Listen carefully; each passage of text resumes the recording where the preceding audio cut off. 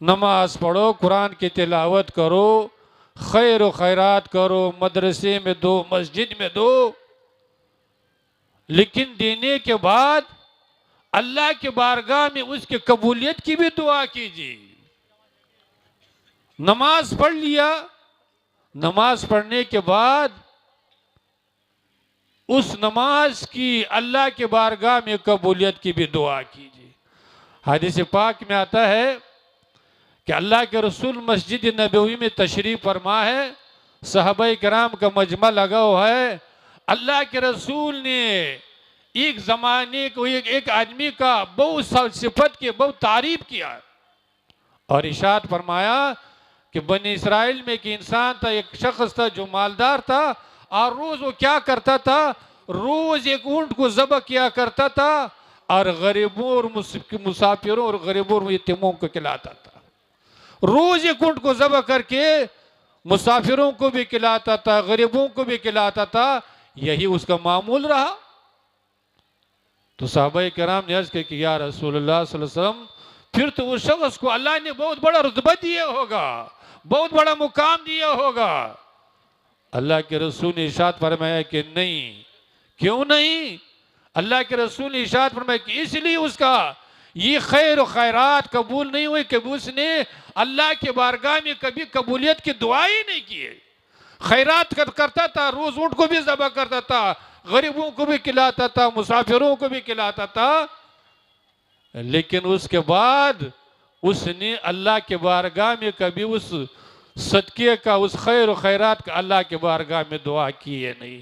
اس لیے کوئی بھی نیک کام کرو، مسجد میں دو، مدرسے میں دو، غریبوں کو دو، نماز پڑھو، تلاوت کرو، درود شریف پڑھو، پڑھنے کے بعد کیا کرو، اللہ کے بارگاہ میں یہ دعا کرو کہ یا اللہ ہمارا یہ نماز، یہ تلاوت، یہ خیر و خیرات اپنے بارگاہ میں قبول فرمائے دیجئے۔ تو آپ لوگوں نے اس ادارے کی بھی تعاون کیا ہے۔ اللہ جل شانہ ہر مسلمان کو ان مدارس کی تعاون کرنے کی، دینے کی اللہ جل شانہ ہر مسلمان کو توفیق عطا فرمائے۔ میں نے جس آیات مبارکہ کی تلاوت کی ہے، اللہ جل شانہ اس آیت مبارکہ میں کامیابی کا ذکر کیا ہے۔ کامیابی تو سبھی چاہتا ہے، جو جس لائن سے وابستہ ہے، ہر انسان کیا چاہتا ہے؟ کامیابی چاہتا ہے۔ بزنس والا اپنی لائن میں کامیابی چاہتا ہے، اسٹوڈنٹ اپنے لائن میں کامیابی چاہتا ہے، انجینئر اپنے لائن میں کامیابی چاہتا ہے۔ کامیابی تو سبھی چاہتا ہے، لیکن ہر انسان کی کامیابی کا معیار الگ الگ ہے۔ ہر انسان کی کامیابی کا معیار الگ الگ ہے، لیکن اللہ اور اللہ کے رسول کے نزدیک کامیابی کیا ہے، کامیابی کس میں ہے، اس کو اللہ جل شانہ اس آیات مبارکہ میں ارشاد فرمایا ہے۔ اللہ جل شانہ ارشاد فرماتا ہے من یطع اللہ ورسولہ فقد فاز فوزا عظیما۔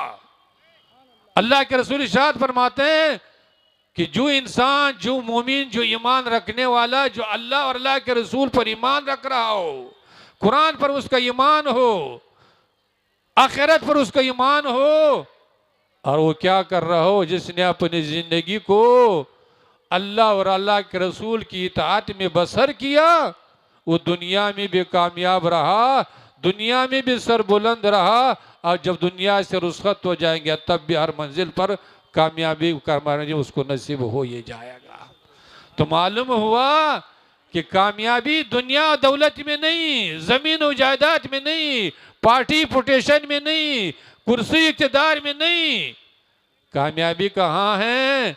کامیابی اللہ اور اللہ کے رسول کی اطاعت و بندگی میں، ذکر و اذکار میں، اللہ اور اللہ کے رسول کی فرمان برداری میں۔ دنیا کی بھی کامیابی، آخرت کی بھی کامیابی ہے۔ اس لیے مسلمانوں، اگر کامیابی چاہتے ہو، اللہ اور اللہ کے رسول کو راضی کرنا چاہتے ہو، تو کیا کرنا پڑے گا؟ قرآن کو پڑھنا پڑے گا، قرآن کو سمجھنا پڑے گا، قرآن کے احکام پر عمل کرنا پڑے گا، حضور کی عظمت و محبت کو دل میں رکھ کر کے حضور کی سیرت کو اپنانا پڑے گا، تو انشاءاللہ العزیز دنیا میں بھی کامیاب رہیں گے، دنیا میں بھی سربلند رہیں گے، اور جب دنیا سے رخصت ہو جائیں گے تب بھی ہر منزل پر کامیابی و کامرانی نصیب ہو ہی جائے گا۔ آج اگر ہم لوگ اپنے معاشرہ کا جائزہ لیں، پوری دنیا میں مسلمانوں کا اگر ہم لوگ جائزہ لیں، ہر جگہ پر پوری دنیا میں مسلمانوں کو پریشانی کا سامنا ہو ہی رہا ہے، ذلت و رسوائی کا سامنا کر ہی رہا ہے۔ آخر وجہ کیا ہے؟ علت کیا ہے؟ سبب کیا ہے؟ کبھی مسلمان نے اس پر غور کیا ہے؟ اس کا واحد وجہ یہ ہے، واحد سبب یہ ہے کہ مسلمان کیا ہو گئے؟ اللہ اور اللہ کے رسول کی اطاعت سے دور ہو گئے، قرآن سے دور ہو گئے، حضور کی سیرت سے دور ہو گئے، شریعت سے دور ہو گئے۔ تو نتیجہ یہ ہوا کہ سب کچھ ہونے کے باوجود، مسلمان کو کثرت ہونے کے باوجود، دولت ہونے کے باوجود، مسلمان کو کیا کرنا پڑ رہا ہے؟ ذلت و رسوائی کا سامنا کرنا پڑ رہا ہے، مسلمان کو ہر منزل پر ناکامی کا سامنا کرنا پڑ رہا ہے۔ آج بھی اگر مسلمان قرآن سے قریب ہو جائے، مسجد سے قریب ہو جائے، حضور کی سیرت سے قریب ہو جائے، تو پھر کیا ہوگا؟ دنیا کی پریشانی بھی دور ہو جائے گی، اللہ بھی راضی ہوگا، اللہ کے رسول بھی راضی ہو جائے گا۔ صحابہ کرام نے کیسی اطاعت کی، کیسے اللہ اور اللہ کے رسول کی فرمان برداری کی۔ حدیث پاک میں آتا ہے کہ دو صحابی کہیں سفر پہ جا رہے ہیں، راستے میں ایک ندی آئی ہے، اس کو پار کرنا ہے۔ ایک صحابی پانی میں اترا اور آہستہ آہستہ چلتی ندی کو پار کر لیا۔ جب اس نے ندی پار کر لیا، اپنے ساتھیوں کو آواز دے رہے کہ میرے ساتھی، ندی میں پانی کم ہے، اب چلی آئیے۔ تو وہ جو ابھی ندی پار نہیں کیا تو اس نے جواب دیا کہ میرے ساتھی، میں جانتا ہوں کہ ندی میں پانی کم ہے، لیکن ایک دن میں حضور کے ساتھ یہاں پر آیا تھا، میں یہ سوچ رہا ہوں کہ اللہ کے رسول نے ندی میں سب سے پہلے کون سا پاؤں داخل کیا، میں سوچ رہا تھا کہ میں اس پاؤں کو اس ندی میں داخل کر دوں گا۔ اب اطاعت و بندگی کا اندازہ تو دیکھ لیجیے۔ ہم لوگ بھی تو کیا ہے؟ حضور سے محبت کرنے والے، محبت کا دعویٰ کرنے والے، لیکن حال یہ ہے کہ ہم لوگ فرض نماز پڑھنے کے لیے بھی تیار نہیں، فرض نماز پڑھنے کے لیے بھی ہمارے اندر شوق و جذبہ موجود نہیں۔ مسجد کے بغل میں رہتے ہوئے، اذان سنتے ہوئے، صحیح سلامت ہونے کے باوجود کوئی عذر نہیں، کوئی پریشانی نہیں، کوئی مجبوری نہیں، لیکن مسلمان اتنا غفلت کی نیند سو چکا ہے، اللہ اور اللہ کے رسول سے اتنا دور ہو چکا ہے، آخرت بھول چکا ہے، قبر کا عذاب بھول چکا ہے، سب کچھ ہونے کے باوجود مسجد میں آنے کے لیے تیار نہیں، بارگاہ الہی میں جھکنے کے لیے تیار نہیں۔ حضرت عبداللہ ابن ام مکتوم، یہ حضور کے صحابی، نابینا صحابی، آنکھوں سے مجبور ہے، دیکھ نہیں پا رہا ہے۔ ایک دن حضور کی خدمت میں حاضر و عرض کہ یا رسول اللہ صلی اللہ تعالیٰ علیہ وسلم، ہم آنکھوں سے مجبور ہیں، برسات کے موسم میں مسجد نبوی میں آنے جانے میں بڑی پریشانی ہوتی ہے، راستے میں ٹوکریں لگتی ہے، اگر اجازت ہو تو میں نماز کو گھر پہ ادا کر لوں۔ تو اللہ کے رسول نے ارشاد فرمایا کہ میرے صحابی، یہ بتاؤ کہ جب حضرت بلال حبشی رضی اللہ تعالیٰ عنہ آزان دیتے، اب اس کے آزان کی آواز سنتے ہیں کہ نہیں؟ ان کی آزان کی آواز آپ کے گھر تک پہنچتی ہے کہ نہیں؟ حضرت عبداللہ بن مکتوم نے عرض کیا کہ یا رسول اللہ صلی اللہ علیہ وسلم، جب حضرت بلال حبشی رضی اللہ تعالیٰ آزان دیتے ہیں، میں ان کی آزان کی آواز سنتا ہوں، ان کی آزان کی آواز ہمارے گھر تک پہنچتی ہے۔ تو اللہ کے رسول نے ارشاد فرمایا کہ میرے صحابی، پھر تو تم کو مسجد نبوی میں آ کر کے بعد جماعت نماز ادا کرنا یہ پڑے گا۔ نابینا ہے، آنکھوں سے مجبور ہے، اس کو بھی جماعت چھوڑنے کی اجازت نہیں۔ اور اب آپ کو اور ہمارا حال کیا ہے؟ آپ کو اور ہمارا حال تو یہ ہے کہ مسجد تو بہترین بنی ہوئی، سنگ مرمر بچھی ہوئی، پنکھے ہے، پانی ہے، امام ہے، مؤذن ہے، قالین ہے، سب کچھ ہونے کے باوجود مسلمان کو 5 مرتبہ حی علی الفلاح، حی علی الفلاح، کامیابی کی طرف آؤ، کامیابی کی طرف آؤ۔ اللہ کی طرف سے بلایا جا رہا ہے، کسی بندے کی طرف سے نہیں بلایا جا رہا ہے، کسی منسٹر کلیکٹر کی طرف سے نہیں بلایا جا رہا ہے، اللہ کی طرف سے بلایا جا رہا ہے، مائک سے بلایا جا رہا ہے کہ ایمان والوں کامیابی کی طرف آؤ۔ لیکن ایمان والا اتنا ڈٹا ہو چکا ہے، اتنا نافرمان ہو چکا ہے کہ اذان سنتے ہوئے بھی کاروبار چھوڑنے کے لیے تیار نہیں، تجارت چھوڑنے کے لیے تیار نہیں، گپ شپ چھوڑنے کے لیے تیار نہیں، موبائل چھوڑنے کے لیے تیار نہیں، مسجد میں آنے کے لیے تیار نہیں۔ تو نتیجہ کیا ہو رہا ہے؟ دیکھ رہے ہو، پوری دنیا کے حالات کو دیکھ رہے ہو، اور اس کے باوجود آپ لوگ خود رہے ہو۔ دنیا کی حالت کیا ہے آپ لوگ ہر انسان کو معلوم ہے، دنیا میں کیا ہو رہا ہے۔ یہ کودنے کا مقام نہیں، ہنسنے کا مقام نہیں، یہ مقام کیا ہے؟ رونے کا مقام ہے، سوچنے کا مقام ہے، کچھ حاصل کرنے کا مقام ہے، اپنے آخرت کا سوچنے کا وقت ہے۔ لیکن ہم لوگ جو پوزیشن سنبھالے ہوئے ہیں اس پوزیشن کو چھوڑنے کے لیے تیار نہیں، اللہ اور اللہ کے رسول کی اطاعت و بندگی کرنے کے لیے تیار ہے نہیں۔ سبحان اللہ۔ اللہ کے رسول نے ارشاد فرمایا کلکم یدخلون الجنہ، یہ ایمان والو تم میں سے ہر انسان جنت میں داخل ہوگا، الا من ابا، مگر وہی انسان جنت میں داخل نہیں ہو سکتا جس نے انکار کیا۔ صحابہ کرام نے عرض کیا کہ یا رسول اللہ صلی اللہ علیہ وسلم انکار کس نے کیا؟ انکار کون کرے گا؟ جو ایمان والا ہوگا وہ نماز پڑھوے کرے گا، جو ایمان والا ہوگا وہ نیک عمل کروے کرے گا۔ تو اللہ کے رسول نے کیا ارشاد فرمایا؟ اللہ کے رسول نے ارشاد فرمایا من آتانی فقد دخل الجنہ، جس نے میری اطاعت کی، میری سیرت کو اپنایا، قرآن کے احکام پر چلا، سنت کے مطابق اپنی زندگی کو بسر کیا، فقد دخل الجنہ، وہ تو جنت میں داخل ہو ہی جائے گا۔ ومن ابا، اور جس نے انکار کیا، قرآن کے حکام سے انکار کیا، حضور کی سیرت کا اپنانے سے انکار کیا، فقد ابا، اس نے انکار کیا تو کبھی جنت میں داخل ہو ہی نہیں سکتا ہے۔ بے شک تو سبحان۔ معلوم ہوا کہ اگر جنت جانے کی خواہش ہے، خواہش تو سب کو ہے اور ہونا ہی چاہیے، لیکن جنت جانے کے لیے اللہ اور اللہ کے رسول نے ایک طریقہ بتایا، ایک راستہ بتایا کہ اگر اس راستے پر آپ چلیں گے، اس راستے کو اپنائیں گے تو آپ کیا ہوں گے؟ اللہ کے فضل و کرم سے آپ جنت میں داخل ہو ہی جائیں گے۔ اگر اس راستے کو آپ نے چھوڑ دیا، اس راستے کو آپ نے ترک کر دیا، تو پھر یاد رکھیے اللہ اور اللہ کے رسول کا یہ فرمان ہے کہ کبھی کیا نہیں ہو سکتے، جنت میں داخل ہو ہی نہیں سکتے ہو۔ اس لیے مسلمانوں یہ مختصر زندگی کا قدر کیجیے، اس مختصر زندگی کے مقصد کو سمجھنے کی کوشش کیجیے۔ اس زندگی کا مقصد سے موبائل چلانا نہیں، مکان و کوٹھی بنانا نہیں، زمین و جائیداد حاصل کرنا نہیں، اس زندگی کا مقصد نہیں۔ زندگی کا مقصد کیا ہے؟ اللہ اور اللہ کے رسول کی اطاعت و بندگی کرنا، اپنی زندگی کو اللہ اور اللہ کے رسول کی ذکر و فکر میں گزارنا، مسجد میں گزارنا، قرآن کے احکام کے مطابق گزارنا، حضور کے فرمان کے مطابق گزارنا، یہی زندگی کا اصل مقصد ہے۔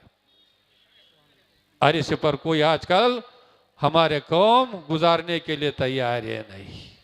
ہمارے جوان کا عالم یہ ہے کہ رات کو 1 بجے 2 بجے تک موبائل چلانے میں لگے رہتے ہیں، کیا اس میں دیکھتے ہیں، اور وہی جوان جب سو جاتا ہے تو 8 بجے سے پہلے اٹھنے کے لیے تیار ہے نہیں، بارگاہ الہی میں مسجد میں ماننے کے جھکنے کے لیے تیار ہے نہیں۔ اس لیے مسلمانوں، نہ یہ ہمیشہ زندگی رہنے والی، نہ ہمیشہ جوانی رہنے والی ہے۔ آج موقع ہے، اللہ نے موقع دیے ہیں کہ کیا کرے، اپنی گزری و گناہوں سے توبہ کر لے اور جو زندگی باقی ہے کن معلوم 1 سال باقی ہوگی، 1 مہینہ باقی ہوگی، کتنی زندگی باقی ہوگی. باقی زندگی کا کیا کرے؟ اصلاح کرے، اپنے گناہوں سے باز آ جائے، اپنے گریبان میں جا کے جو کمی اس کو دور کرے. اگر ہم لوگوں نے ایسے کر لیا تو اللہ کے رحمت کا نزول ہوگا. جتنا ظالم و جابر ہے، جتنی دنیا کی پریشانی ہے، سب دور ہوئے جائیں گے. اللہ کے رسول نے ارشاد فرمایا من احب بسنتی فقد احبنی. حضور فرماتے ہیں کہ جو میری سنت سے محبت رکھے گا، جو میری سنت کے تعظیم کرے گا، محبت کرے گا، فقد احبنی، اس نے مجھ سے محبت کی. ومن احبنی فقد احب اللہ، اور جو مجھ سے محبت کرے گا اس نے اللہ سے محبت کی.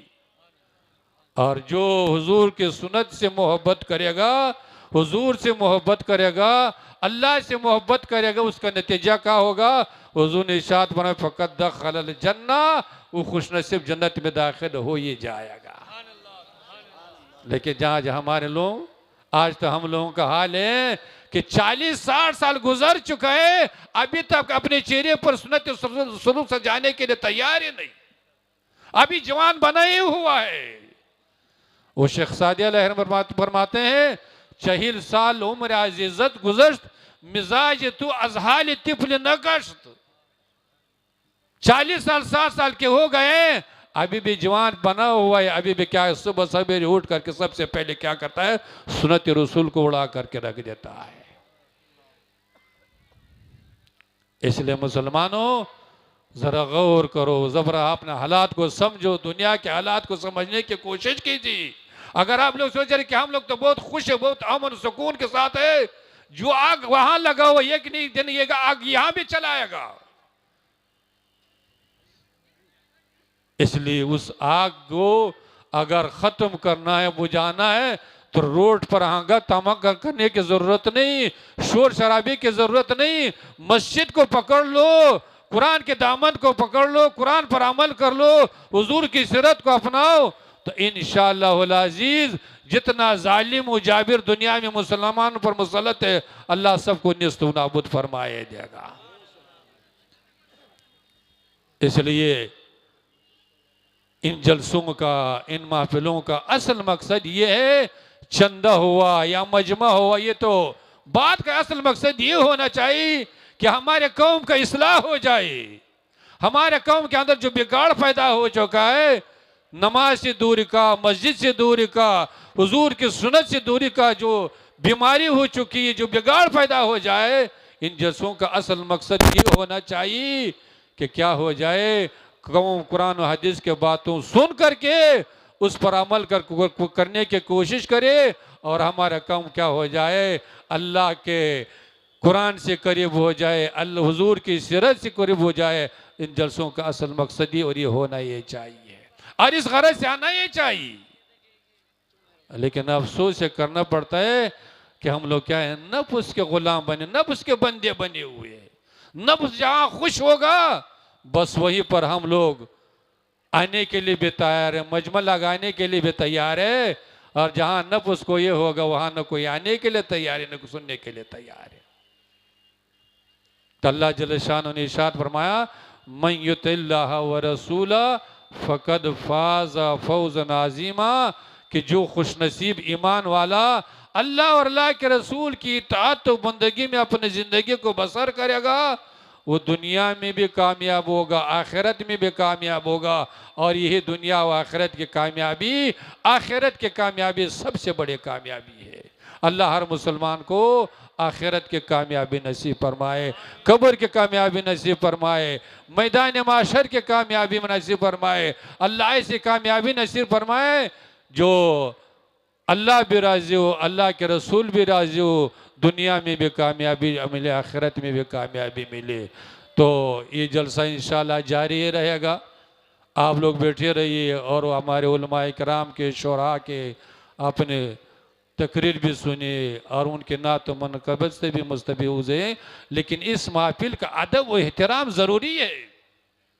یہ کوئی دنیاداری کی محفل نہیں، یہ کوئی سیاست کے محفل نہیں، یہ قرآن حدیث کی محفل ہے، اور اس محفل میں جتنا باادب ہوگا اتنا بانصیب ہوگا، جتنے اس محفل کا ادب کرے گا، ادب سے سنے گا، ادب سے بیٹھے گا، اتنا کیا ہوگا، وہ محروم ہو کر کے نہیں جائے گا، اللہ کے رحمتوں کو لے کر کے جائے گا۔ اور سب سے بڑا ادب کیا ہے اس محفل کا؟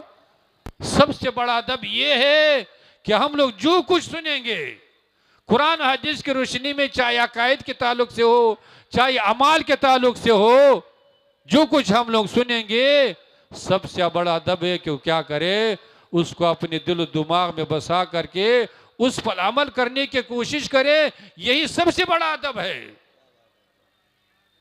اور اگر ایسی اس محفل کا ادب نہیں تو رات بھر بھی بیٹھے رہنے سے کچھ ملنے ہونا ہے، جیسے خالی ہاتھ آیا تھے جیسے خالی ہاتھ ہو کر کے جانا ہے پڑے گا۔ اس لیے ادب سے بیٹھیے، تعظیم سے بیٹھیے تو انشاءاللہ محروم ہو کر کے نہیں جائیں گے، اللہ کے رحمتوں کو لے کر کے جائیں گے، آخرت کی کامیابی کو لے کر کے جائیں گے، اللہ اور اللہ کے رسول کی رضا کو لے کر کے جائیں گے۔ اللہ جل شانہ آپ کو بھی اور ہم کو بھی اور ہر مسلمان کو ایسے محفلوں کو ادب و احترام کی توفیق عطا فرمائے۔ اللہ آپ کو بھی سننے اور سنانا سے زیادہ عمل کرنے کی توفیق عطا فرمائے۔ اللہ آپ کو بھی اور ہم کو بھی ہر مسلمان کو چند دنوں کی زندگی جو مختصر زندگی ہے، جو بہت اہم زندگی ہے، جو بہت مقدس زندگی ہے، اللہ اس زندگی کو آپ کو بھی اور ہم کو بھی قرآن حدیث کے مطابق گزارنے کی توفیق عطا فرمائے۔ اور جب آخری وقت آئے اللہ ہر مسلمان کا ایمان پر خاتمہ نصیب فرمائے۔ ہمارے اراکین نے، یہاں کے مدرسین نے، اسٹاف نے بہت محنت کی ہے، اتنا بڑا پنڈال سجایا، اتنا شعراء کو بلایا، مقررین کو بلایا۔ اللہ جل شانہ ہمارے ان مدرسین کی، یہاں کے اراکین کی محنتوں کو بھی قبول فرمائے، اور جن لوگوں نے یہاں چندہ دیا یا اس سے پہلے چندہ دیا ہے، اللہ سب کے تعاون کو بھی قبول فرمائے۔ وآخر دعوانا ان الحمدللہ رب العالمین۔